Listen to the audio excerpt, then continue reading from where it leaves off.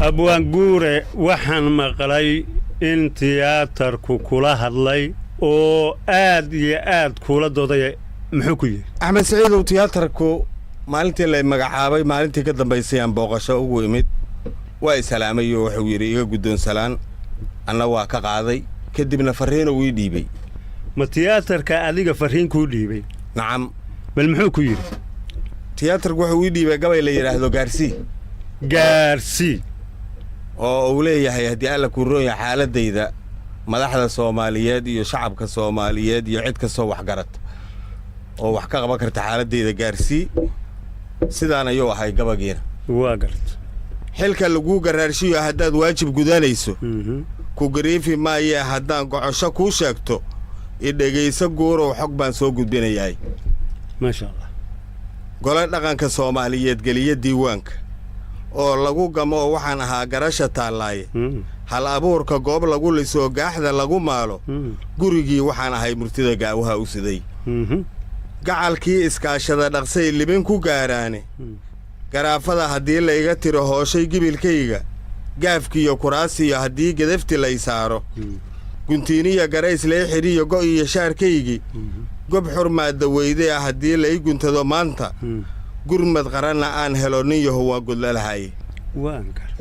biladaan guddoonsii lahaa maamulaha guude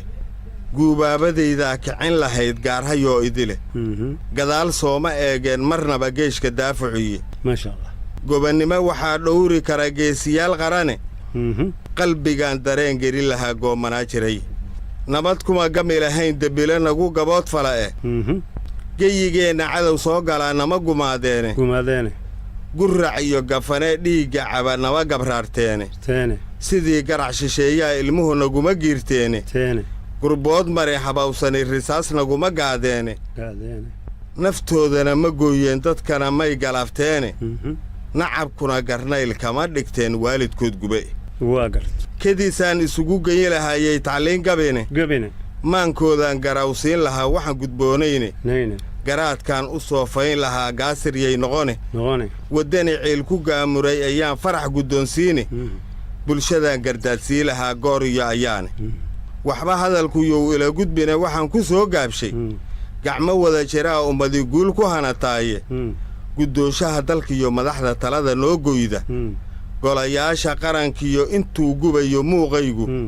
ganacsada waxaysiiyo intii garasho dhiifoon leh guud ahaan dadweynaha intii gacala ii haysa gaarsii dhammaan waxay ii galaan waa u gudayaay gaarsii dhammaan waxay ii galaan waan u gudayaay farrintaas muhiimka ma gaarsiisay meesha kuu diray waa gaarsiiyey oo dhammaan madaxda qaranka iyo shacabka Soomaaliyeedba waa gaarsiiyey weliba madaxweynaha iyo ra'iisul wasaaruhuna waxay ballan qaadeen dhismihiisa goor dhow in la bilaabayo marka waxaan isleeyahay cabashadiisa waa laga jawaabayaa goor dhow aad iyo aad baad u mahadsan tahay farriinta muhiimka ee aad ka qaaday tiyaatarka qaranka oo aad gaarsiisay mas'uuliyiinta qaranka iyo shacabka Soomaaliyeed meel joogaan